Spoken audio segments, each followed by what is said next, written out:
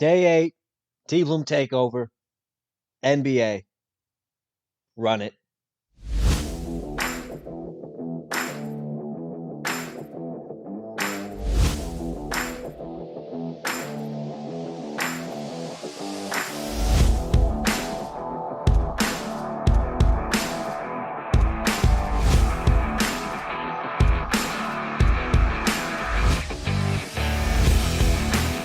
And we are back, ladies and gentlemen. Welcome to another episode of the TBloom Talk Show. It is day 8 of the TBloom Takeover, and I'm feeling great. And I don't have a hangover. Just a quick couple bars for you. It is 2:51 p.m. right now in Tacoma, Washington. As I stare out the window, I see nothing but what looks to be another flurry of snow coming in during mid-April. This is typical Washington weather. Springtime, you never know what you're going to get. Speaking of which, I don't understand why the saying "life is like a box of chocolates, you'll never know what you're going to get" even makes sense, because every box of chocolate I've ever had, you just flip it over and you can see exactly what chocolate you have in the pack. I don't know, that's just me. What they should say is life is like Washington weather, you never know what you're going to get. Cuz like I said, it's raining right now, snow slash whatever. Earlier it was just sunny. But like I said, hey, it's 2:52. We got another day of NBA playing games. We'll go over those, but first we'll go over exactly what happened last night in those playoff games or the playing games. And then we're going to go over, a couple of the series. I'll give you my series predictions for the first round, and we'll take it from there. All right, let's get right into it. Clippers versus the T-Wolves last night. If you got a chance to watch this, it was a good game. The Clippers were leading about at least by 5, with I'd say about 8 minutes left in the fourth quarter. Timberwolves came in, won this game at home, 109 to 104. And yeah, I mean, the Clippers, Paul George, he had a total of 34 points, 3 for 6 from the 3-point line, 10 for 24 from the field, 8 for 11 at the free throw line, 3 turnovers and 7 rebounds. Kind of just about as productive as you can hope for Paul George. I mean, could have shot a little bit better from the field, but that's pretty much playoff Paul George right there. He did his best to get enough points for the team. Obviously, it didn't pan out. On the other side of the ball, you had the Timberwolves, Anthony Edwards, 10 for 21 from the field, 5 for 11 from the 3-point range, 5 for 6 from free throw range, total of 30 points.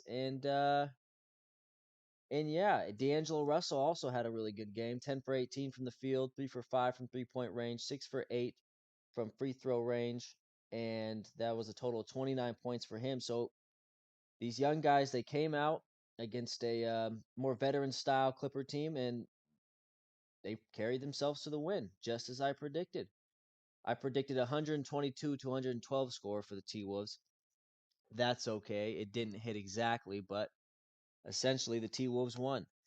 D'Angelo Russell also had 6 assists and only 1 turnover, which I love to see. Hate turnovers. Cat, he struggled, just 3 for 11 with only 11 points, 5 boards, and 4 turnovers. The T-Wolves came back in the fourth quarter, and the T-Wolves go on to play Memphis. Memphis Grizzlies. I think that's going to be an interesting matchup. I can see a lot of potential in this series, specifically because of the youth involved in all of it from both sides of the ball. Memphis is young. We know this T-Wolves team's young. So the next game that happened yesterday was the Nets versus the Cavs, 7th seed Nets versus the 8th seed Cavs. I predicted it to be 110 to 105 on Monday's podcast, going the Nets' way. It ended up being 115 to 108, so not too far off again.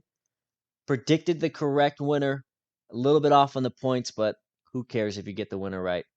For the Cavs, Darius Garland led them in points with 34. He was 13 for 24 from the field, 3 for 6 from the 3-point range, and 5 for 6 from the free throw line. But he did have 6 turnovers, which will never help you in any game, especially in the playoffs. On the other side of the ball, the Nets...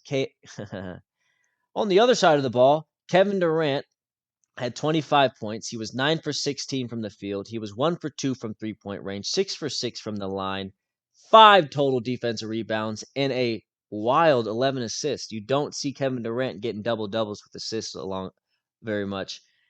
So, yeah, pretty exciting night for him. He had 3 blocks as well and only 1 turnover. Kyrie Irving had 34 points, 12 for 15 from the field. He also was 9 for 9 from the field going into half, which was a historic performance for Kyrie Irving, to say the least. 3 for 6 from the three-point line, 7 for 7 from the free throw line, 12 assists, and a 4 turnover game for Kyrie Irving. That's okay, though. They got the job done. They're in. And the Cavs will go on to play the winner of the Hawks versus Charlotte. And the Nets will go on. What the hell? Oh, yeah, the Nets will go on to play Boston. And yeah, the Cavs go on to play the winners of the Hawks versus Charlotte. We'll get into the preview of the Nets-Boston matchup here in a second. That should be a good one. The Cavs outscored the Nets every other quarter besides the first quarter where they went down by 20. Nets were up 40-20. And they still lost. So that first quarter really came back to haunt them. That's what happened with those games. We got 2 more games on today. First one being San Antonio versus New Orleans. The 10th seed San Antonio versus the 9th seed New Orleans. The regular season matchup was 3-1 in San Antonio's favor. The Spurs are terrible on the road, and New Orleans is also terrible at home. So there's really no trending trends to really follow here. It's going to be who's less trash at playing on the road or at home. Also, news for that game, Brandon Ingram could be out. ESPN has him listed out right now. I'm not sure the exact status of his injury, but that's something to be aware of because if he is out, that's going to make it a lot easier for San Antonio to keep up with New Orleans.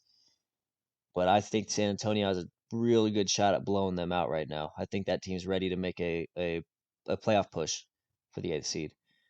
What else do we have? Hawks versus Charlotte also on tonight. John Collins and Gordon Hayward both officially listed out. That's okay though. They kind of cancel each other out. Hawks don't have to worry about Gordon Hayward. Charlotte doesn't have to worry about John Collins. Seems like a fair trade. That game is actually on here in an hour. You guys won't be able to even listen to this before it. You guys will be listening to this after it starts, but that's okay. We'll move on to the series predictions. This is TBloom's official series predictions for the first round. At least all the matchups that we know of. I can't do the 1 and 8th seed for each conference because obviously we don't know who the 8th seed is going to be. I will tell you that no matter who the 8th seed is for the West, I'm going to pick the Suns regardless. So just be aware of that. We'll start off with the Jazz versus the Mavericks. Donovan Mitchell versus Luka Doncic. 2 young guys. 2 guys that are not unproven in the playoffs, but are looking to prove more than what they have in the past. Looking to take that next step. In the regular season, they split the games, so there's no trends there. But my official prediction, guys, I'm going Mavericks 4-3, and here's why. I think Luka Doncic is just a better player than Donovan Mitchell, and it's going to come down to who's the better star. What team has the better star? They both have a decent supporting cast, but who is going to really separate themselves as a player in this matchup? And I think Luke is going to take that step. I'm going Mavericks 4-3. Next series, the Timberwolves versus the Grizzlies. Like I said earlier, 2 very young teams, 2 exciting teams, 2 teams wanting to make like I said in the last one, a next step in their playoff careers. Right? I mean, the Timberwolves, I think the last time they made it was when Jimmy Butler was on the team. They got beat against the Rockets. I mean, Cat's trying to make that next step, trying to make a push into a maybe second round of the playoffs or something like that. I know Anthony Edwards is hungry. You got D'Angelo Russell there, who is honestly at this point he should be a veteran. He's not that kid anymore. He's not that young guy. He's young, but he's not that young guy. And I know you guys know what I'm talking about there. But they're 2-2 overall through the regular season. My prediction, I'm going Grizzlies 4-2. I think the Grizzlies are just a better team. They they've won 20 games in a row without Ja Morant. I don't know if that speaks good about Ja, or I don't know if that says something bad about Ja, or if it says more about how good the team is, if that makes sense. I don't think it does, but you guys get what I'm saying. So I'm going Grizzlies 4-2. They take it in 6. Next matchup, Raptors versus the 76ers. In the regular season, the Raptors won 3 games, 76ers won 1. But my prediction is going to be the 76ers take it to 5 games and win it in game 5. They'll win it 4-1. I don't see the Raptors being much of a challenge to the 76ers.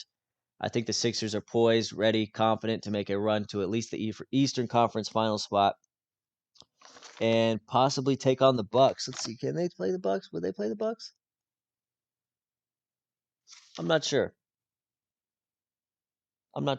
But yes, I will be going 76ers 4-1. Next matchup, speaking of Nets, we got Nets versus Boston. Nets versus Boston. Oh, I got to look up their record against each other. Hold on, guys. We'll do a little bit of a live stat reveal.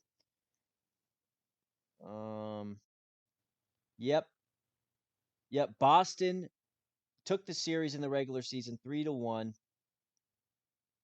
So, if you want to base that on anything, Boston should win. However, my official prediction, I have it going to game 7. Boston taking it. Here's why. I think they're more of a well-balanced team. They've been playing with each other for a lot longer than Kevin Durant and Kyrie Irving. I think that the Celtics have enough, not necessarily star power, but enough talent on that team to be able to overcome the dynamic duo of Kyrie Irving and Kevin Durant. If the Nets want to go far, much like last year, if you guys remember last year, Kevin Durant had to play every single minute of every game, and that's going to wear you out. And it's seeming like that's going to have to be the case this year, too. Because they don't have much else besides Kevin Durant and Kyrie Irving. They just don't. I think the Celtics, in the long run, will win this series for the simple fact that the Nets just won't have enough. And that's hard to say because they have 2 of the arguably top 10 players in the league on their team. But I'm going Boston 4-3. Next game, Bulls versus the Bucks. Bucks swept the Bulls this season 0-4. So my prediction makes it really easy. I'm going Bucks in 6, 4-2. Yep, we're going Bucks in 6, 4-2. Maybe even in fucking 5. They might even sweep the Bulls. Without Lonzo, I don't see the Bulls doing much, man. That's just me, though. But hey, I hope you guys enjoyed this quick little snippet of the NBA podcast. I'm not going to keep you for too long because, goddamn it, we got to watch some ball games today. NBA playoffs starting in about 50 minutes. Get to your couches, grab your beer, grab your chips, grab whatever. It's going to be a great day of basketball, and I'm excited to see what comes up this weekend as the NBA playoffs officially start and the series all go boom. I am your host, TBloom. Thanks for listening to the TBloom Talk Show. If you want more TBloom news, content, whatever, you can follow me on Twitter at the TBloom Talk Show. TheTBloomTalkshow. If you wanted to follow me on Instagram, that's T_Bloom253. Thank you for listening. I appreciate you guys. Day 8 of the TBloom Takeover in the books. If you're following me on Facebook, I know I'm getting ahead of myself. I will be releasing a new stream highlight, if that makes sense. Highlight will be posted on Facebook. It's on Instagram. It's on YouTube.